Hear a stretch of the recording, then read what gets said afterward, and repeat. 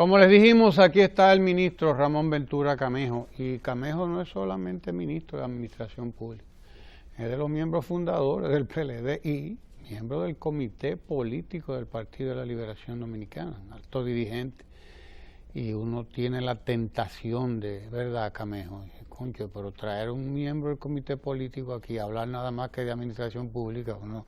Y quiero aprovechar la presencia del ministro Ramón Ventura Camejo aquí para reflexionar también un poquito sobre, porque en estos días han estado apareciendo informaciones sobre una supuesta crisis dentro del Partido de la Liberación Dominicana, etcétera, etcétera. O sea, tú estás al tanto de esto.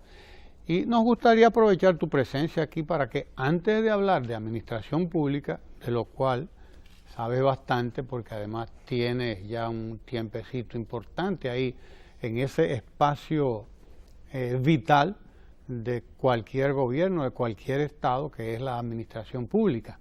Antes de entrar ahí, dinos un poco tu apreciación sobre estas ideas que andan circulando en los medios, sobre de qué se trata en el PLD, porque unos hablan de crisis, otros de división. Sabemos que todo eso es un poco para ganar espacios en los medios de comunicación también, es una manera de los periódicos venderse, porque es una mercancía que hay que venderla. Pero bueno, un poco nos gustaría oír tu parecer sobre esos temas también. Yo te voy a pedir que nos permitas recibir a Kenia, que es nuestra compañera del Café Indubán. Los Pereyó, tú sabes que nos tienen aprecio a nosotros aquí en Ojalá, y son patrocinadores de este medio, y nos mandan a Kenia todos los días para que nos haga llegar este sorbo de café, ¿verdad, Kenia? Así que gracias a ti, gracias a Indubán, al Café Santo Domingo, y desde luego arranquemos. Muy bien. Pues. Ramón Ventura Camejo, ministro de Administración Pública y alto dirigente del Partido de la Liberación Dominicana. Bien. Te dejo ahí con esa... Bueno, muchas gracias, Ramón, pues, por la invitación. Debo decirle que, además de lo que usted señalaba de funcionario de Administración Pública y del Comité Político, también soy aguilucho. Aguilucho. Y vengo ahora de Santiago. Me levanté con el primer cantar del gallo y el primer aleteo del águila. Para estar aquí. Que ahora está volando alto el está águila. Volando alto el águila. Distinto al Licey, que le da un poco mal. Nos sentimos regocijados. Yo sé que aquí me están viendo ahora muchos liceístas, pero bien, este es el año de las águilas. ¿Usted cree? Bueno. Estoy convencido. Que así sea.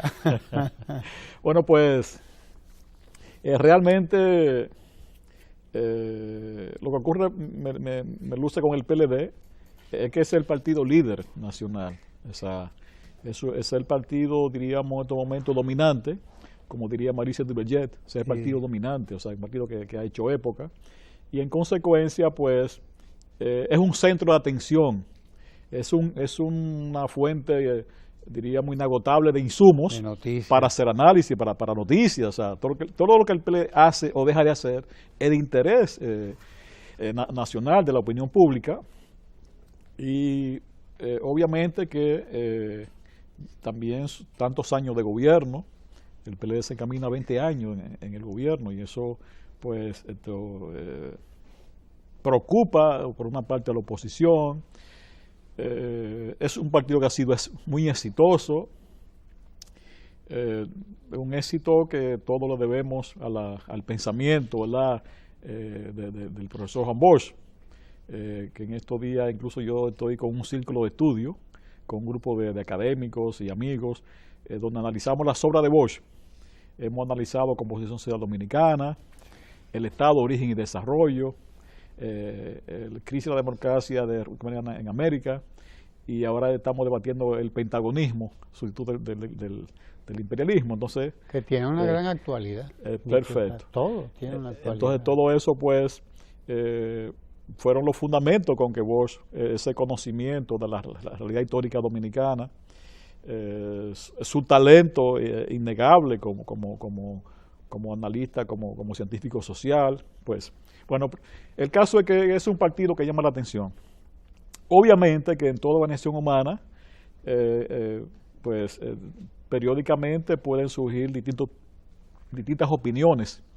En un mundo hoy tan cambiante, donde ha habido una revolución científico-tecnológica, los partidos, una nueva sociedad, un nuevo ciudadano, pues todo esto impacta y el PLD debe responder a ese nuevo entorno. El PLD fue de los primeros partidos que pudo responder a nuevas realidades. Uno hace una mirada en toda la región iberoamericana y se da cuenta cómo los partidos han cambiado. Porque a veces se quiere evaluar el PLD desde el esquema de los partidos de la década de los 70.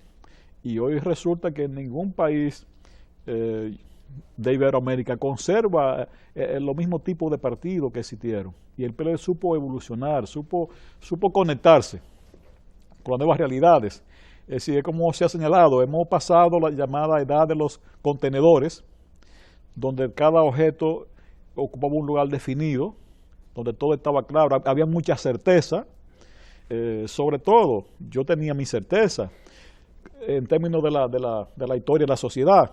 Bueno, ¿cómo yo enfocaba la sociedad? Bueno, vivimos en una sociedad comunitaria, pasamos a una sociedad esclavista, la sociedad esclavista dio paso a la sociedad feudal dio paso a la sociedad capitalista, y la sociedad capitalista dará paso a la sociedad socialista.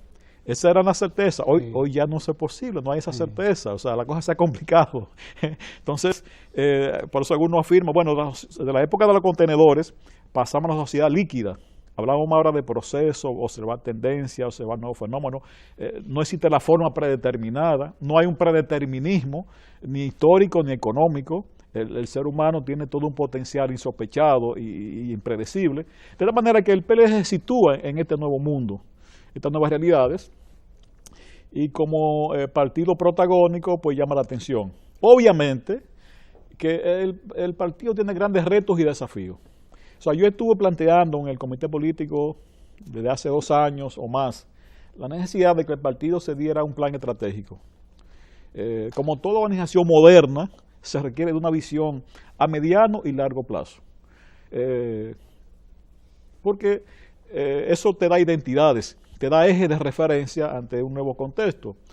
Permite además apreciar cuáles son nuestras dificultades y, como en sentido general, cuáles son las amenazas que se le avecinan o que están pendientes, y cuáles son sus oportunidades. Pero realmente no ha sido posible, aunque siempre se ha encontrado el respaldo, pero no se ha dado el momento para hacer esa evaluación y trazarnos ese plan. Bueno, pues tenemos sobre la base de esas nuevas realidades modernizar el partido. El PLD como proyecto gobernante en estos 20 años ha modernizado el Estado Dominicano. Es un antes y un después. Sin embargo, el PLD se ha quedado detrás en el proceso de modernización. Y eso realmente es una de las metas y de los retos y desafíos que tenemos hacia adelante. Debemos dar unos saltos cualitativos. El propio Bosch siempre lo señalaba. La calidad del PLD iba a generar una cantidad, pero esa cantidad debía pasar por un proceso nuevamente de calidad. Y entonces todo eso pues se nos plantea. Hemos perdido algunas capacidades institucionales, es obvio, Ramón. Por ejemplo, el tener plan para operar. Hoy ningún organismo tiene un plan. Es decir, y eso no es bueno. Obviamente, el PLD cuenta con un cuerpo, con una cultura que le impregnó el profesor Juan Bosch y su equipo, que trabajó con él desde la fundación, que sirve de base a la actual gestión pública. Se conservan todos los dirigentes, una gran parte de los dirigentes están ahí presentes en el comité político, comité central, en el comité provincial, comités municipales, y está ahí. Pero hay que asegurar el relevo cultural, el relevo de todo este aprendizaje que se ha adquirido en estos años. Uno de los elementos que a veces preocupa, porque tampoco no queremos soslayar un debate abierto sobre lo que es el PLD, porque estamos hablando ahora de lo que se dice de crisis. Todo se reduce a eso. O sea, lo que estoy señalando, porque a eso no escapa ningún partido, No. ni local ni fuera de lo local. Las rutinas, o sea, los procesos de institucionalización conducen a rutinas establecidas. Y una de las cosas quizás más visibles diríamos, la falta de reuniones periódicas del comité político, que siempre preocupa y incluso escucha, es un consenso de todos, de que es necesario recobrar la rutina de las reuniones para seguir agendas determinadas, para dar respuesta. El hecho quizá de que el partido esté gobernando, y entonces eso un poco les retrae a muchos de la tarea rutinaria de la organización, pero hay que recobrar las rutinas de las reuniones, porque eso un poco nos rezaga diríamos, en la oportunidad de dar respuesta a demandas que se introducen en la vida política, pero eso queda ahí. Ahora, como le decía, se conserva la cultura del partido, se conserva la calidad de los dirigentes, los liderazgos de los reconocidos y aceptados, diríamos, y siempre refrendado por las masas populares cada vez que se ponen a su cuestionamiento, eligiéndolo, por ejemplo. O sea, eso está ahí. Entonces, hay una de las virtudes que disfruta el PLD y sus grandes líderes, es que se formaron en una escuela política, no son políticos improvisados, con un gran sentido de la historia y de sus responsabilidades. Personas con un concepto claro del respeto a los demás, de poner ideas, obviamente, de poder disentir, pero con respeto y con un apego muy profundo a la organización y a esa historia y a esa mística. Por lo tanto, si hay una opinión diferente, por ejemplo, en el caso de que si primarias abiertas o cerradas, se puede emitir una opinión, pero eso no es de vida o muerte, eso no es catastrófico. Donde se imponen las ideas, el razonamiento, se imponen, diríamos, las normas, de tal forma que son debates democráticos, ¿verdad? Que deben ser enriquecedores con método democrático, incluso cuando se asume consultar, como la última decisión que se tomó, vamos a consultar si realmente unas primarias abiertas pudieran contradecir la Constitución de la República. Entonces vamos a consultar a expertos, porque somos gente razonable, es decir, somos personas apegados a la institucionalidad. Ahora también con principios democráticos, y quizás algunos pensamos, bueno, dentro de este proceso democrático y de conciencia de los ciudadanos y de participación, ¿no sería conveniente que los ciudadanos, como van a ser afectados directamente en la gestión pública por un gobernante, que puedan opinar a quién prefieren como candidatos? Eso es democracia, porque los partidos desde sus inicios, había un debate sobre, diríamos, si los partidos no sustituían al ciudadano. Bueno, la idea principal del contrato social de Rousseau creía en democracia directa, obviamente, por muchos factores que todos conocemos. La densidad poblacional no es posible que permanentemente se consulte, ¿no? Lo que hace es que se delegue una representación. En este caso, los partidos son una mediación entre diríamos, sus acciones misionales está representar y gobernar. Entonces, en esa representación no llegará un momento en el que realmente se puede consultar al ciudadano a través de un padrón universal, ante la precariedad que hoy tenemos de un padrón interno, donde también es un consenso general de que el padrón actual, sin establecer ningún tipo de responsabilidad personal, no es un padrón confiable. Los padrones internos. Ese padrón interno. Y hablemos de las organizaciones, no solamente del padrón del PLD. No hay padrón. Entonces, y de hecho, pues le digo, principio democrático, el ciudadano pueda expresar su voluntad de tal forma en un asunto que es de su envergadura. Por eso algunas constituciones establecen el plebiscito y el referéndum para poder legitimar decisiones que competen a todos. O sea, en lugar de regímenes autoritarios, centralizadores y monopolizadores, o sea, la democracia participativa. Y entonces la cosa que no se hizo antes, bueno, pero que hay que innovar, hay que responder a nuevas situaciones, a nuevos estadios de desarrollo de la sociedad, donde hoy se habla que incluso los ciudadanos deben participar también en el diseño de políticas públicas y controlar las políticas públicas. Entonces, sería una innovación del PLD dar participación. Pero claro, eso es un debate que se desarrolla dentro del marco institucional, dentro de los principios democráticos y dentro de la necesidad de retroalimentarse y dar respuestas a esos inputs que la sociedad pues nos introduce. Pero obviamente que el PLD es un partido con una gran conciencia de su responsabilidad y no creo que el PLD sometido en una crisis que lo pueda conducir a una división. Yeah. Tú, por lo visto, eres partidario de que la gente participe más en las decisiones de la participación, y por lo tanto de un enriquecimiento permanente de los procesos democráticos, porque de eso es de lo que se trata, ¿no? De enriquecer. Ya Bosch lo ha planteado eso antes, que recuerdo una vez Jaime David hizo famosa la frase, pero en verdad originalmente es de Bosch, que hay que poner el oído en el corazón del pueblo. O sea, que hay que estar atento a los cambios, a las tendencias. Y Bosch, como usted sabe muy bien, y parte de lo que nos están escuchando y observando, era una persona con un sentido del cambio, con un concepto que nos educó de la dialéctica, las cosas cambian, entonces hay que responder a cada contexto. Cuando analizamos los libros de Bosch, actualmente, lo más importante que siempre resaltamos es empoderarnos de su conceptualización y de su metodología.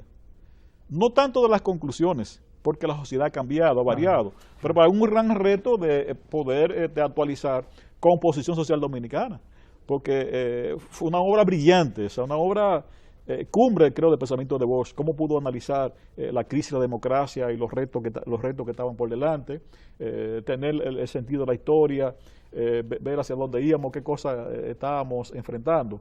Pero lo más importante, les reitero, en todo esto es empoderarnos de su método de análisis, ver las distintas variables, los distintos actores y adecuar eso. Entonces, composición social debe ser hoy, diríamos, actualizada, porque hay nuevos sectores sociales, hay nuevos niveles. Él tenía siempre la tesis de que uno de los problemas del país era que carecía de una clase dominante. Y eso entonces provocaba ausencia de reglas de juego y que no hay una clase gobernante con una conciencia plena de lo que es el Estado. Entonces muchas de esas cosas ya han variado, la sociedad ha avanzado y bueno, pues les reitero de que es importante siempre recurrir a sus métodos y a sus conceptos y a sus principios. De ahí esto de que es importante consultar, por lo tanto, darle participación a las masas para que también ellas puedan, al ciudadano directamente, para que también pueda tener un grado de participación en decisiones que le atañen además. Sí, por eso se hablaba de ciudadano. Que los partidos inicialmente se veía como eran facciones, era una fracción, y ese era el debate sobre su legitimidad. Obviamente que lo puede discurrir le mostró que son muy útiles para la democracia, sobre todo, pero nunca sustituir.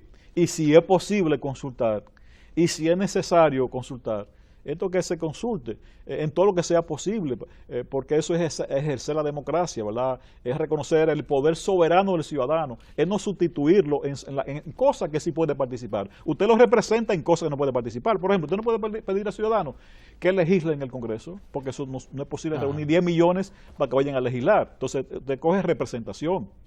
Entonces ya legislar es una facultad que tiene el Congreso, o ejercer directamente el poder, la justicia. Bueno, hay un poder judicial que ahí representa también al ciudadano, o el poder ejecutivo que debe de representarlo, y para eso es elegido, y se le da un mandato, o sea, hay una delegación del poder soberano. Pero cosas como participar en unas elecciones para elegir un candidato, eso es posible, porque ahí está el padrón, ahí está la Junta, o sea, está todo un ordenamiento que eso es viable. Entonces, ahí se puede cumplir un principio de un viejo dirigente histórico chino, que participen mil escuelas y mil flores.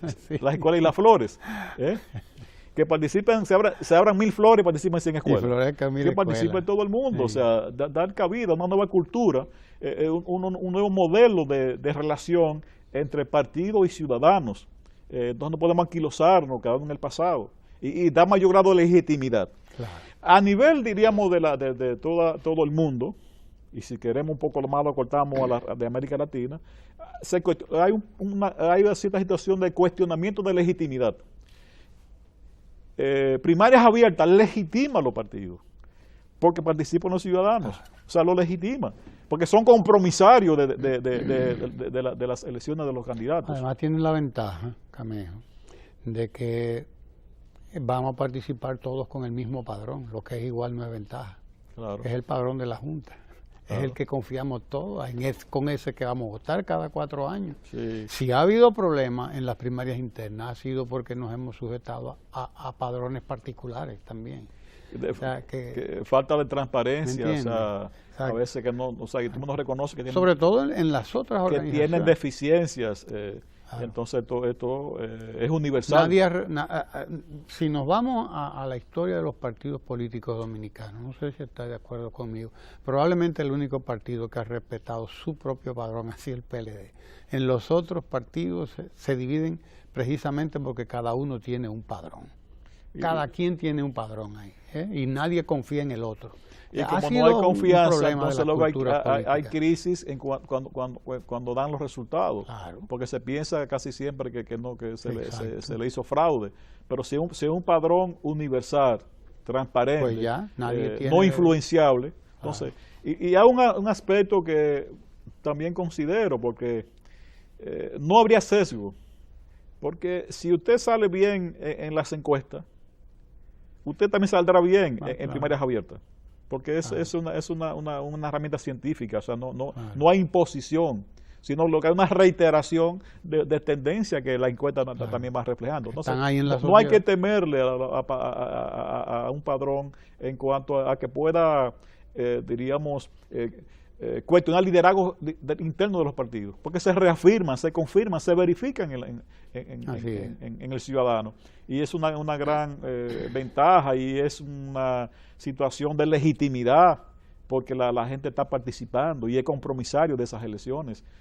Por lo tanto, por eso yo pienso que sería muy favorable para la organización que las primarias fueran abiertas. Así es. Bien, ministro Ramón Ventura Camejo. Administración pública. Ahora mismo acabas de decir que el PLD va a tener 20 años gobernando el país, quizás un récord pronto, ¿no? Va a ser, y habla del éxito, por lo tanto, de un partido y del éxito de unas ideas y de unas convicciones que se tuvieron a la hora de fundar ese partido, por lo tanto. Sí, porque las cosas no se dan por reproducción espontánea ni cosa que lo parezca, no son consecuencias de algo. Y en 20 años que va a tener pronto el PLD, restando los 4, 2000, 2004, porque hubo ahí un interregno, ¿verdad? Pero entonces está el 96-2000. Está el 96-2000 sí. Y está el 2004 en adelante. Sí. O sea, por lo tanto, se puede pasar revista desde la administración pública. ¿A qué ha pasado? Porque además de esos 20 años tú vas a tener 12 ahí en la administración pública, ministro de Administración Pública, antes fuiste secretario de Estado y antes de eso director de la ONAP, que era la Oficina Nacional de la Administración Pública. Entonces, ¿no? Tú has visto, por lo tanto, un poco esa evolución. ¿Qué ha ocurrido? ¿Qué aportes? Son muchos, yo sé que son muchos. Pero rápidamente, así en una entrevista como esta, ¿no? Que a uno lo están apremiando, ¿cómo evaluar esa evolución que es grande, la que ha ocurrido en la administración pública desde tu punto de vista? Ha habido una revolución en la administración pública. O sea, la gestión de los gobiernos del PLD han revolucionado la administración pública. Así, de manera rápida, las normativas, todas las reformas legales constitucional que se ha producido en el país tienden a crear todo una nueva institucionalidad administrativa, de las leyes de Hacienda, las leyes de presupuesto, la ley de Contraloría, la ley orgánica de la administración pública, de función pública, la ley general del salario, la ley de los contenciosos administrativos, o sea, los controles institucionales, es la misma creación del Ministerio de Administración Pública para atender las reformas de la administración. Pero no solamente eso.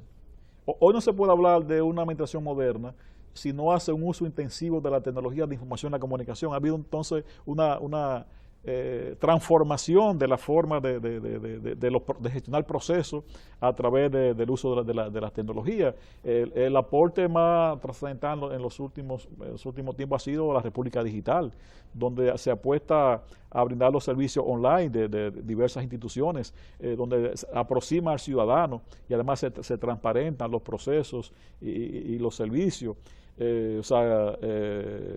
Nosotros, por ejemplo, tenemos lo que llama un sistema de administración de servidores públicos, que es un sistema para manejar las nóminas, donde se transparenta la nómina pública, se crea una base de información sobre los servidores públicos, cuándo ingresaron, cuál es su experiencia, cuál es su formación académica, cuál es su desempeño, la estructura orgánica de donde trabaja, cuál es su puesto, el salario, en fin, todo unos insumos que pueden informar al gerente público para tomar decisiones. Lo referente al sistema de monitoreo. Hoy existe un sistema de monitoreo que encabeza el presidente Medina, donde se le da seguimiento al cumplimiento de todas las entidades públicas, de saber cuál es, diríamos, el desarrollo del gobierno abierto, del gobierno electrónico, los sistemas de compra que entran ahora en enero, la supervisión de cómo las compras se ajustan a la ley de compra, el sistema, la norma NOVASI de la Contraloría, establece una serie de reglas y procedimientos que se elimina la posibilidad discrecional de manejar los fondos públicos. Normas básicas de control interno, NOVASI. Claro. El SISMAT, que te maneja todo el cumplimiento de normas y la gestión de la calidad. Sistema de monitoreo de la administración pública, perfecto. Y el SISMAT municipal, que que se ajusta al control de los municipios. Esto es un proyecto que se ha trabajado con la Unión Europea, el proyecto Pascal. Es decir, ha todo una revolución del uso de la tecnología. La formación y la capacitación. A través del Instituto de Administración Pública, el INAH, se capacita a cada servidor público en el desempeño de su responsabilidad del puesto que le toca asumir. Pero igualmente hay una formación continua, hay acuerdo con formación internacional. Por ejemplo, la Escuela Francesa de Administración Pública, la ENA, tiene ya 9 promociones en el país, en maestría en alta gerencia pública, una alianza con la Pontificia Católica Madre y Maestra para directivos públicos. El programa que la ENA aplica en Francia para los servidores está contextualizado para los directivos dominicanos. Por ejemplo, el caso francés, para ingresar a los puestos directivos hay que pasar por la ENA. El presidente Macron pasó por la ENA. El presidente Hollande pasó por la ENA y así los ministros, y ese es el programa que hoy se está desarrollando. Otro programa de maestría con la Universidad de Salamanca y la Universidad UTESA sobre gobierno y administración pública, y otra maestría con la Universidad de Granada en un programa con la Unión de Municipalidades sobre desarrollo local. Y así, solamente para sintetizar cómo se presta atención a la formación y capacitación del servidor público. Pero uno de los elementos que son factores transformadores conjuntamente con la tecnología es la forma de gestión. Se ha establecido en el país un sistema de gestión basado en un modelo de excelencia, el Common Assessment Framework, que es el CAF, que le plantea cuáles son, diríamos, los factores que garantizan una buena gestión pública sobre la base de sistematizar buenas prácticas, buen desempeño de entidades exitosas a nivel público y nivel privado. ¿Qué han hecho los que crean estos modelos? Que observan ¿por qué una entidad pública o privada es exitosa? Bueno, dice, tiene un plan estratégico. Sus planes operativos anuales están orientados por el plan estratégico. Gestionan el presupuesto para resultados. Y en este caso, nuestro compañero de funcionario público, Luis Reyes, es uno de los promotores de esta nueva forma de gestionar el presupuesto para resultados, que es la forma más moderna de gestionar. Gestionar por proceso, identificar cuáles son los procesos clave de cada entidad pública para saber cómo racionalizarlo y cómo también tecnificarlo. La gestión efectiva del personal. Pero dos elementos importantes de esta nueva cultura que se ha instalado en el gobierno es enfocarnos en ciudadanos, que somos servidores públicos y en consecuencia estamos para servir al ciudadano y poder satisfacer sus necesidades y expectativas de la mejor manera, sin crearle mayor molestia. Y hablamos de crear ventanillas únicas para que una serie de servicios que requieren la intervención de varios agentes públicos solamente se haga por una sola vía y haya una práctica de interoperabilidad que se pueda accesar y dar respuesta en esa sola ventanilla a la demanda del ciudadano. Y la medición, medir todo lo que hacemos a través de encuestas, en el sistema de monitoreo que hace el presidente, hay una encuesta de satisfacción de usuario, donde se está al día de qué piensan los ciudadanos de tal o cual servicio. Estas encuestas se han hecho incluso hasta con la Gallup, a través se ha licitado. Firmas privadas. Y quien ha ganado, pues, o sea, que no son manipuladas, sino que son hechas por entidades privadas. Y para hacer visible los avances de esta nueva gestión, se creó el Premio Nacional de la Calidad, que se entrega anualmente, con un jurado que está integrado por sociedad civil, sector empresarial, universidades, organismos internacionales, de tal manera que es un jurado independiente. Y cada vez que un jurado ha premiado localmente un país, y esa entidad se ha postulado a nivel iberoamericano, también ha sido premiada. El más reciente es el Hospital Juan Bosch, que el lunes pasado aquí se reunió Fundibet, que es la Fundación de la Calidad Iberoamericana con sede en Madrid, y con la presencia de la secretaria de Secretaría Iberoamericana, que es la secretaría que convoca la cumbre de presidentes, y esos premios se entregan a la cumbre de presidentes. El país fue escogido para entregarlo aquí por primera vez fuera de la cumbre, como un reconocimiento a los esfuerzos que se hacen en la cultura de la calidad. De tal manera que el tema de la institucionalidad, el tema de la innovación tecnológica, el tema de la simplificación de los procesos, el tema de la formación y la capacitación, el tema de la gestión moderna, ha sido pasos importantes, entre otros, que el PLD en estos años ha llevado creando una nueva gestión pública. En las mediciones que se han hecho a nivel internacional sobre el aparato general del sector público, que la ha hecho el BID a través de un barómetro, la última que hizo para América Latina, nosotros quedamos en 7º lugar en América Latina. ¿Qué quiere decir? Quedamos detrás de Chile, detrás de Colombia, detrás de Costa Rica, es decir, detrás de Uruguay, detrás de la Argentina, que son estados con una gran tradición. Y la Agencia Española de Cooperación, la ESI, la hizo para Centroamérica y nosotros, porque somos parte del SICA, y en esa medición quedamos en 2º lugar, solo detrás de Costa Rica, que tiene más de 60 años con estos sistemas. Así que el país se ha transformado, el país ha avanzado. Retos por delante. Bueno, estamos promoviendo un evento para el 20 de febrero. Ya le hemos planteado esto a la Cámara Americana de Comercio, se lo planteamos al CONE, participación ciudadana, para la FINJUS, para el Congreso y para el BID, el Banco Mundial, que diríamos trazar un plan sobre las reformas de la macroestructura del Estado. Un plan que debe contener elementos de mediano y largo plazo.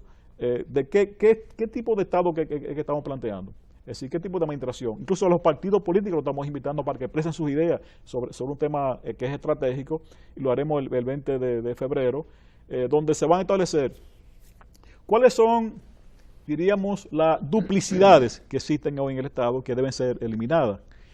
¿Cuáles son los alineamientos en función de la naturaleza de la función que desempeñan? Un ejemplo de esto es el Intran, que ya entró en marcha. El Instituto del Tránsito y Transporte. Perfecto. Entonces, eso es una de las cosas más importantes que haríamos en el futuro sobre lo que se ha estado haciendo, para darle más racionalidad a la administración pública y responder a algunas demandas. Igualmente, una ley de los ministerios, donde se establezcan los ministerios que deben de realmente existir en el país, sobre la base de las responsabilidades que tiene hoy la administración pública. De tal forma que el país es reconocido a nivel internacional por lo que se está haciendo, las mediciones nos dan esa manera satisfactoria, y todo esto es un legado que el PLD está dejando al sector público. Usted sabe que en el tema de compra y contrataciones hay un rigor extraordinario para todo esto. Tiene que colocar, subir a la página todo lo que usted compra, y tiene que ofertarlo a todos los proveedores para que participen en igualdad de condiciones. O sea, hay una transparencia en la gestión pública, y son elementos del PLD. De tal forma que nos podrán quitar la gloria, pero no los méritos. El PLD ha transformado nuestra administración pública. Así es. Hay un detalle, son muchísimos, ¿no? Son muchos, porque yo mismo aquí digo a cada rato, bueno, hay que recordarse lo que significaba en la República Dominicana obtener la placa, el derecho de tránsito. Sí. Aquello era una cosa realmente que había que dedicarle días a conseguir una placa. A conseguir un acta de nacimiento, días también, además de pagarle al buscón. Tú te ibas y tenías que dejar al buscón, porque si tú te quedabas, perdías el día. El buscón era el que se encargaba de buscarte el acta de nacimiento, el pasaporte y lo que sea. Hoy en día usted obtiene todos esos documentos en lo que canta un gallo y gratis, porque además la mayoría de ellos son gratis.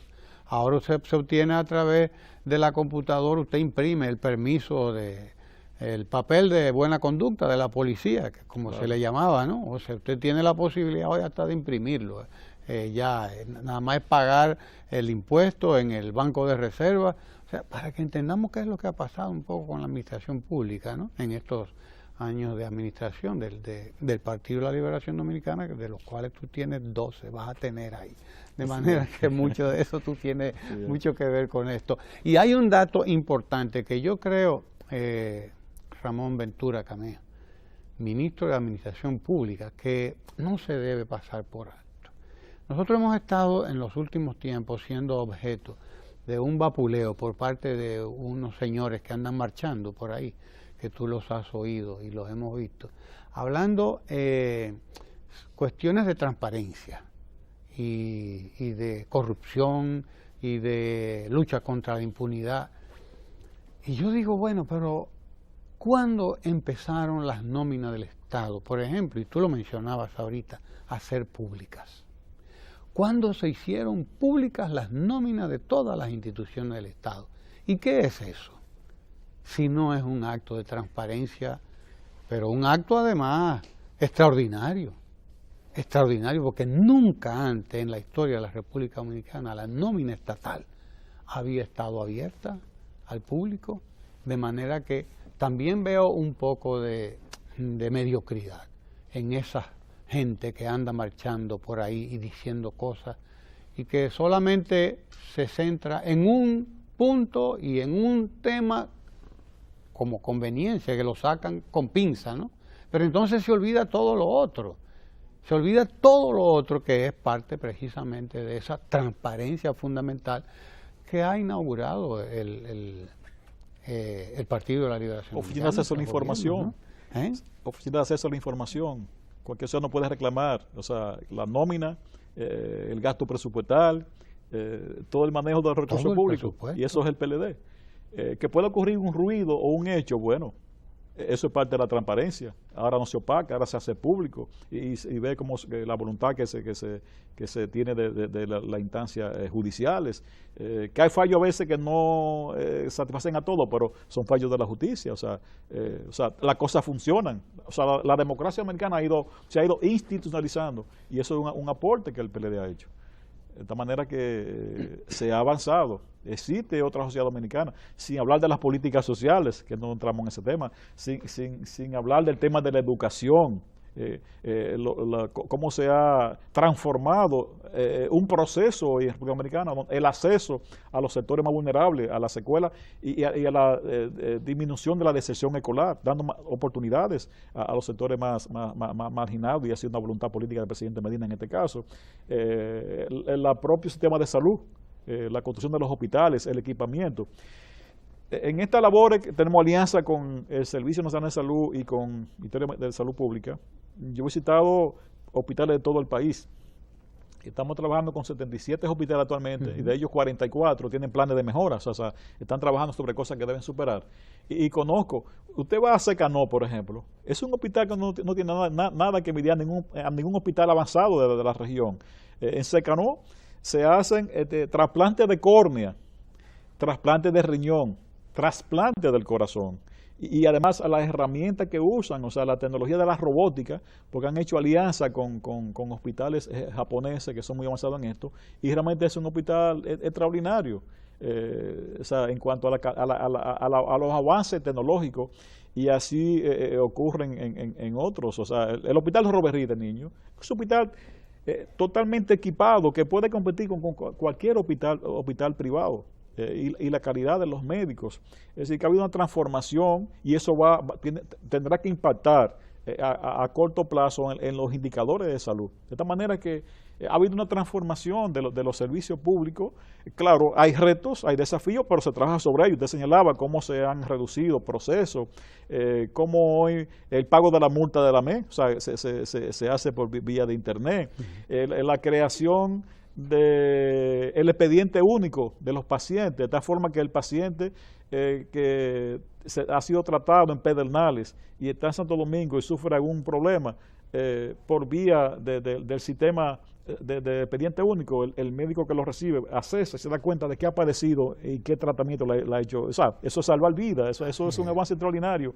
Y así ocurre en cada una de las áreas, los récords de nota, cómo se pueden proveer vía estos sistemas. De tal forma que es un proyecto de la República Digital que nos coloca entre los países más avanzados en ofrecer servicios públicos. En eso ha estado muy enfocado el presidente Medina. Primeramente se ofrecieron 27 servicios públicos, ahora son 24, pero son más de 100 que él quiere que se establezcan en este periodo de gobierno. O sea, y eso tenderá realmente a elevar la satisfacción ciudadana con respecto a los servicios públicos. La administración pública, ¿hacia dónde se dirige? ¿Cuáles son sus próximas metas? Me hablabas ahorita de que tienen una actividad en febrero, ¿no? Sí. ¿De qué se trata? Bueno, esa actividad está llamada digamos, a redefinir lo que se pueda conceptualizar como la reingeniería del Estado, dados los tiempos actuales. O sea, cuáles son los órganos fundamentales que requiere la administración pública, cuáles no son necesarios, cuáles realmente tienen que ser reducidos porque tienen dualidades. Diríamos, es una gran labor, muy compleja, pero también, diríamos, de mucha responsabilidad técnica. Por eso, desde ya, Naciones Unidas nos ha dado el apoyo, o sea, a través de técnicos calificados. Igualmente participaría el Banco Mundial, participaría también el BID, participaría el CRAT, el ICAT, el GLAS, que son entidades de administración pública a nivel internacional, el sector empresarial, las universidades, la sociedad civil. Igualmente participarían los partidos políticos para que nos demos un consenso de qué tipo de administración es la que queremos. Por ejemplo, hay debates que van a trascender la administración pública. Vimos un informe de la FAN donde ellos están planteando como una forma de reforma, pero no es del Poder Ejecutivo, porque están planteando un sistema unicameral. Ya es un problema constitucional, claro. Si es un sistema o no unicameral. Pero todos lo recogeríamos, lo estamos también invitando a ellos para que pongan cuáles son sus criterios y que sean sustentables y llegar a consenso en este programa. Creo que será un gran producto. Ahora, el desafío del presidente Medina y de nosotros es también el uso de las TIC en los servicios públicos. Pienso que eso sería, de la información y la comunicación. Sería, diríamos, el enfoque más importante. Para eso hemos visto que recientemente se han hecho eventos, hemos tenido contacto con los coreanos, que durante muchos años han ocupado el primer lugar en el uso de tecnología en servicios públicos, igualmente con estados que anteriormente fueron de la órbita socialista y que hoy se han desarrollado, como Eslovenia, por ejemplo, Estonia, también en todo esto y las relaciones con otros países que se tienen y las referencias, de tal forma que nosotros recogemos lo mejor que hay en el mundo y tratamos de adaptarlo a nuestro contexto sobre la base de ser un Estado competitivo, que es un gran reto del presidente Medina. Hay que observar cómo se reorganizó el Consejo de Competitividad, que tiene mucho que ver con estas innovaciones y situarlo a nivel de los tiempos para crear una empresa y facilitar la inversión privada. En el caso de ventanillas únicas que se inscriben en este plan, por ejemplo, para la construcción, hoy intervienen varios actores para la construcción: el ayuntamiento, turismo, obra pública, medio ambiente. Entonces eso a veces dilata. Entonces se está creando todo un sistema procesal de mejorar la racionalidad y entonces que entonces se agilicen los plazos. Aparte de que se ha incluido para ser más competitivo. A instituciones de la sociedad como el CODIA, en un caso como ese, claro. ¿no? El Colegio de Ingenieros y Arquitectos Agrimensores, que también participa de una u otra manera.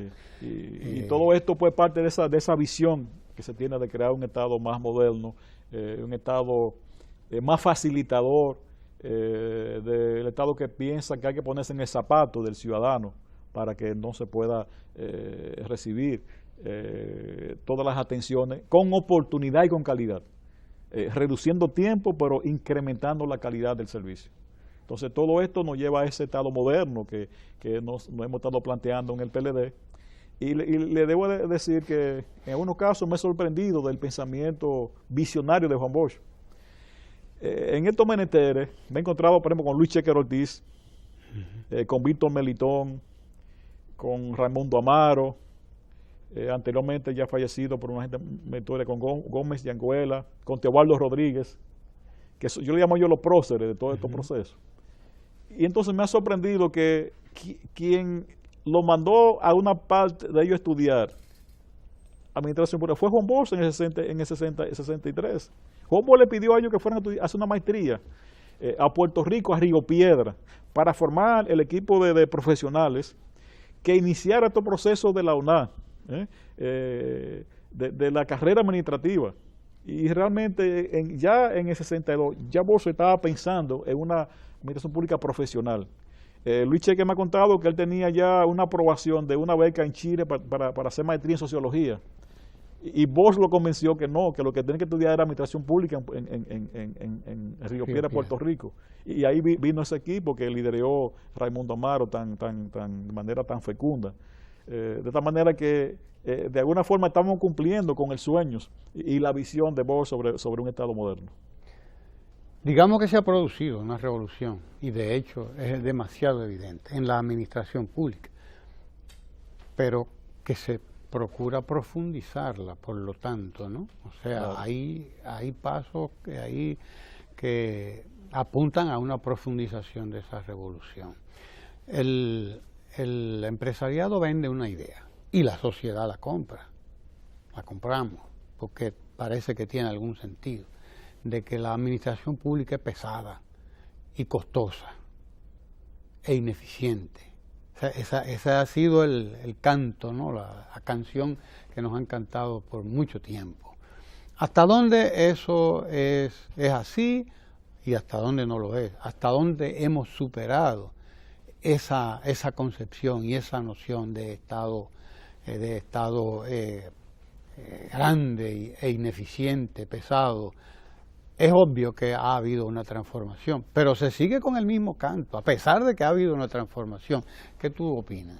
Bueno, es un tema que lo hemos conversado con el sector empresarial, la sociedad civil, y en el diálogo, pues, le hemos hecho referencia a estudios que se han hecho, a estudios que ha hecho el CLAT en América Latina, que sitúa al Estado Dominicano en un término promedio en cuanto a la cantidad de empleados públicos. Es decir, no somos los menos, tampoco los más. Estamos a nivel promedio.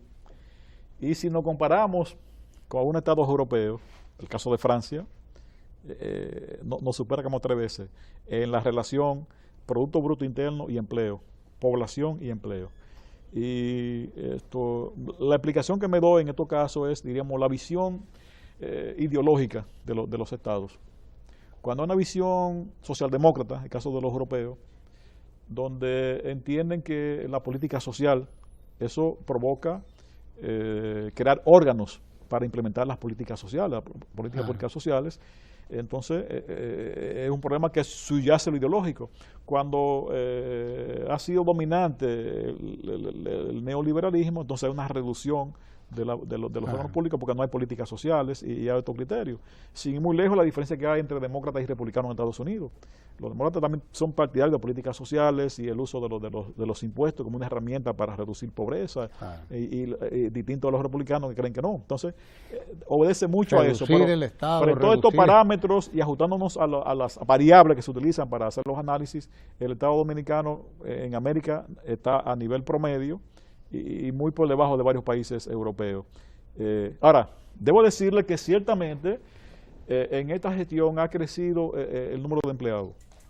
A nivel de educación, porque con las nuevas escuelas surgen nuevos profesores y nuevo personal auxiliar. En consecuencia, pienso que es un incremento justificado. Si te construyo nuevas escuelas, entonces tengo que contratar a los profesores. Y también en el campo de salud. Te construyo nuevos hospitales, entonces requiero más médicos y más personal auxiliar. Por ejemplo, ahora en Santiago, que se hace una obra gigantesca en el Calvario Ibáez, donde la emergencia se ha revolucionado y se da lo que yo llamo la triade, donde hay 3 salas donde deben ingresar los pacientes en función de la intensidad del mal que tengan afectado. Se requiere contratar 28 nuevas enfermeras para atender esas tres áreas de emergencia. Entonces se incrementa el número de empleados y se requiere mayor número de médicos. Entonces, en esas 2 áreas ha habido un incremento muy alto, pero creo que son servicios que impactan a la población. Salud y educación. Y que benefician a la población. Entonces, debo ser honesto y reconocer, hay más profesores ahora contratados, hay más médicos ahora contratados por el Estado para brindar esos servicios. Claro. Y que no es lo mismo una escuela que da 2 horas y media de clase, 3 horas, que una escuela que imparta 8 horas de clase. Si queremos tener horario de tan extendida, necesitamos duplicar lo que teníamos antes. Y incrementar la cobertura de estudiantes. Exacto. Que se ha estado en esa posición. Gracias a Ramón Ventura Camejo por estar aquí con nosotros, caramba, ofreciéndonos tanta información valiosa. Y sobre todo poniéndonos al tanto en lo que ha sido esta evolución formidable de la administración pública, que él además ha sido testigo de primera línea de esa evolución, puesto que va a tener ahí ya un tiempecito como ministro ahora de la administración pública, de manera que es información de primera mano la que hemos obtenido. Y es mucho lo que se ha avanzado, indudablemente, ¿verdad, Camejo? Se ha avanzado. Bien. Y con grandes retos por delante, pero enfocado hacia esos retos. Claro, claro. Gracias por estar aquí. Ramón Ventura Camejo, alto dirigente del Partido de la Liberación Dominicana, ministro de Administración Pública, y gracias a ustedes por estar ahí con nosotros también, porque así como hay que legitimar todos esos procesos, como tú decías, hay que legitimarse en ustedes, que son los que hacen posible estos espacios como Ojalá. Gracias a Ramón Ventura Camejo, gracias a ustedes y quédese ahí que nos queda mucho contenido por compartir aquí en Ojalá. No se mueva.